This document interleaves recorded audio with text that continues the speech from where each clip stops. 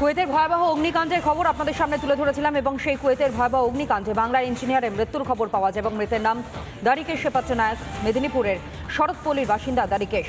কুয়েতের বেসরকারি সংস্থায় কর্মরত ছিলেন তিনি এবং মৃতের শ্বশুরবাড়িতে কার্যত শোকের ছায়া এবং সেই ছবি দেখতে পাচ্ছেন পরিবারের সদস্যরা, তারা কার্যত ভেঙে পড়েছেন এই খবর পেয়ে। কুয়েতে যে অগ্নিকাণ্ড, সেই অগ্নিকাণ্ডে মৃত্যু হয় বাংলার ইঞ্জিনিয়ারের। মৃতের নাম দারিকেশ শেপাত্র নায়ক, মেদিনীপুরের শরৎপল্লীর বাসিন্দা দারিকেশ শেপাত্র নায়ক। কুয়েতের একটি বেসরকারি সংস্থায় কর্মরত ছিলেন এবং সেই বেসরকারি সংস্থার তরফেই জানানো হয়, পরিবারের সদস্যদের জানানো হয় তার মৃত্যুর ঘটনা এবং এই ঘটনাতেই কার্যত শোকের ছায়া নেমে এসেছে পরিবারে।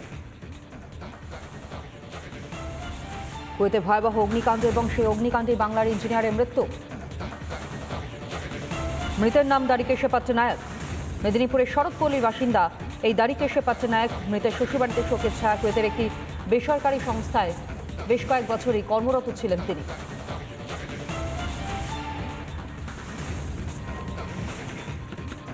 গতকাল সকালে উনি প্রত্যেকদিন ডিউটি যাওয়ার আগে ফোন করেন। সকাল 8টার সময়, মানে আমাদের ভারতীয় টাইম সকাল 8টে, ওদের টাইম ভোর 4টে কি 4:30। ফোন করেন প্রত্যেকদিন যাওয়ার আগে, কিন্তু কালকে কোনো ফোন করেননি। তারপরে সকাল গড়িয়ে বিকাল হয়ে যায়, দুপুর হয়ে যায়, দুপুরেও ফোন করেননি। তখন সন্দেহ দানা বাঁধতে শুরু করে যে কিছু হলো নাকি। তখন সাইডে ওনার ফ্রেন্ডকে ফোন করা হয়।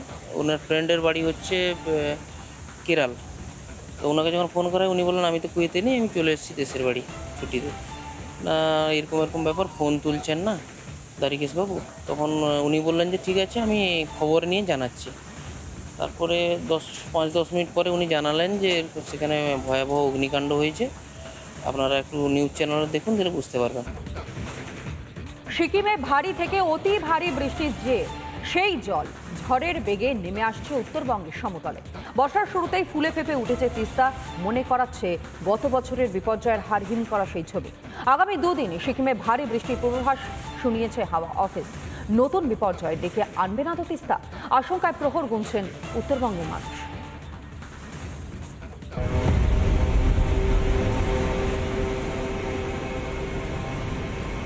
হুহু করে ঢুকছে তিস্তার জল,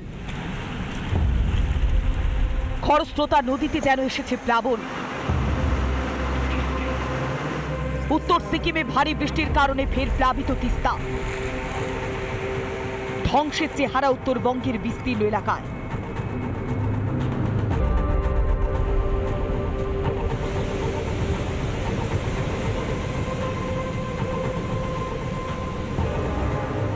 खतरा होता है, खतरा लगता है। इस हिसाब से जो हिसाब से अभी बारिश नहीं हुआ, तब इतना पर आ गया नदी।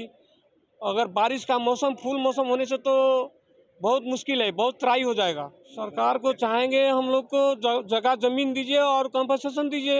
ইতিমধ্যে এই তিস্তা নদীতে কিন্তু লাল সতর্কতা জারি করা হয়েছে, কারণ যে পরিমাণে জল আসছে তাতে কিন্তু এই যে তিস্তার যে চর এলাকাগুলো রয়েছে, নদীর পাড়ে যে সমস্ত মানুষগুলো বসবাস করে, তাদের জন্য যথেষ্ট ভয়াবহ পরিস্থিতি হতে পারে। সেই কারণেই কিন্তু ইতিমধ্যে প্রশাসনের পক্ষ থেকে কঠোর ব্যবস্থা নেওয়া যেমন হয়েছে। 23 অক্টোবরও একই ছবি দেখা গিয়েছিল তিস্তায়। প্লাবিত হয়েছিল বিস্তীর্ণ অঞ্চল। এবছরও একই ঘটনার পুনরাবৃত্তি। তিস্তার জলস্রোতের জেরে ক্ষতিগ্রস্ত উত্তর সিকিমের মঙ্গন এলাকা। একইভাবে ক্ষতিগ্রস্ত বাংলা সীমান্তের কালিম্পং জেলার তিস্তা বাজার। বিপর্যয়ের ফলে কালিম্পং থেকে দার্জিলিং যাওয়ার রাস্তা সম্পূর্ণভাবে বন্ধ। নিরাপদ স্থানে সরানো হয়েছে স্থানীয়দের।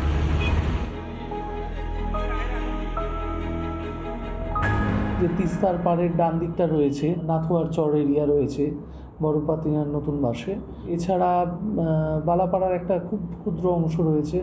এরকম 2-3টে জায়গা রাজগঞ্জ ব্লকে রয়েছে, আমাদের মধুমতি রয়েছে ময়নাগুড়িতে, এবং তৎসংলগ্ন যে চর এলাকাটা রয়েছে সেখানে মানুষদেরকে বলা হয়েছে নদীতে না যেতে। বুধবার রাতে অতি ভারী বৃষ্টিপাতের কারণে নতুন করে বিপর্যয় নেমে আসে উত্তর সিকিমে। বীজ ধসে গিয়ে উত্তর সিকিমের সঙ্গে মঙ্গনের যোগাযোগ সম্পূর্ণভাবে বন্ধ। রিম্পিক খোলার কাছে সেতু ভেসে গিয়ে তিস্তায় মিশেছে, যার ফলে বিশেষভাবে সমস্যায় পড়েছে মঙ্গন জেলার বাসিন্দারা।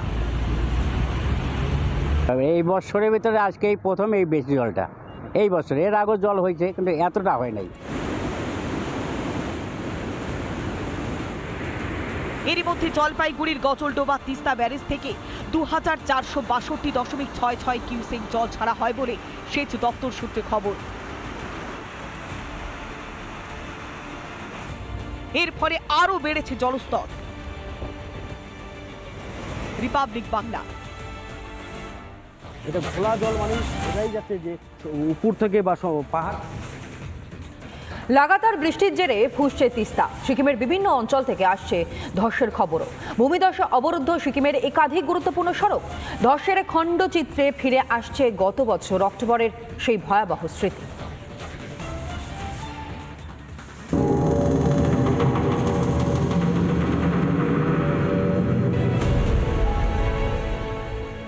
লাগাতার বৃষ্টির জেরে আলগা হচ্ছে মাটি। বিভিন্ন এলাকায় ভূমিধসের জেরে ফের বিপর্যস্ত সিকিম। বিপর্যয় ক্রমশ নামছে উত্তরবঙ্গে। মানুষের মনে ফিরছে 2023 সালের অক্টোবরের বিপর্যয়ের ভয়াবহ স্মৃতি।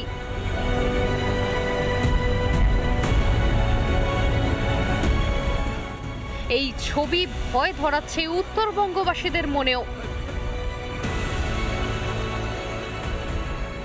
গত বছর সিকিমের মেঘ ভাঙা বৃষ্টির ফলে কিন্তু প্লাবিত হয়েছিল এই গজলডোবা সংলগ্ন বিভিন্ন এলাকা। ইতিমধ্যে কিন্তু এই গজলডোবা সংলগ্ন বিভিন্ন এলাকাতে কিন্তু প্রশাসনের নজরদারি চলছে, পাশাপাশি তৈরি রাখা হয়েছে এসডিআরএফকে। সিকিমের পক্ষেপ মনেস্ট্রির কাছে ভূমিধসের কবলে একাধিক বাড়ি।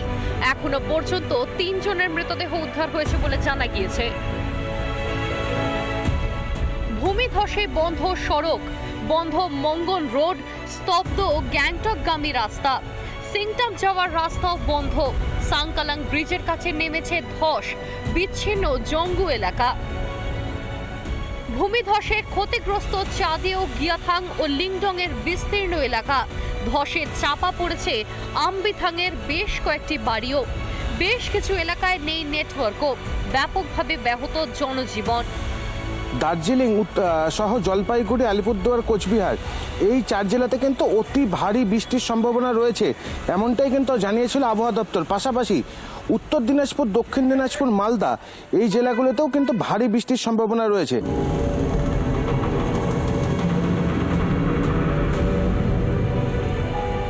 রিপাবলিক বাংলা। দীর্ঘ 1.5 মাস ধরে যেভাবে সিএনজির সমস্যার সম্মুখীন হতে হচ্ছে রুবি সিএনজি পাম্প, সেখানে দীর্ঘ লাইন। সকাল 5:30টার দিয়ে এখানে দাঁড়িয়ে আছি। গ্যাস অ্যাভেলেবেল নেই, সব জায়গায় একই অবস্থা। এত সংখ্যায় গাড়ি বাড়ছে, অ্যাভেলেবেল গ্যাস নেই কোথাও। সাপ্লাই কম, গাড়ি প্রচুর। গভর্নমেন্টের গাড়িকে দেওয়া হয়, বাস দেওয়া হয়, কেএমসি গাড়ি দেওয়া হয়, তারপরে বাঁচলে আমাদেরকে দেওয়া হয়। 4 घंटा 5 घंटा लगना पड़ता है।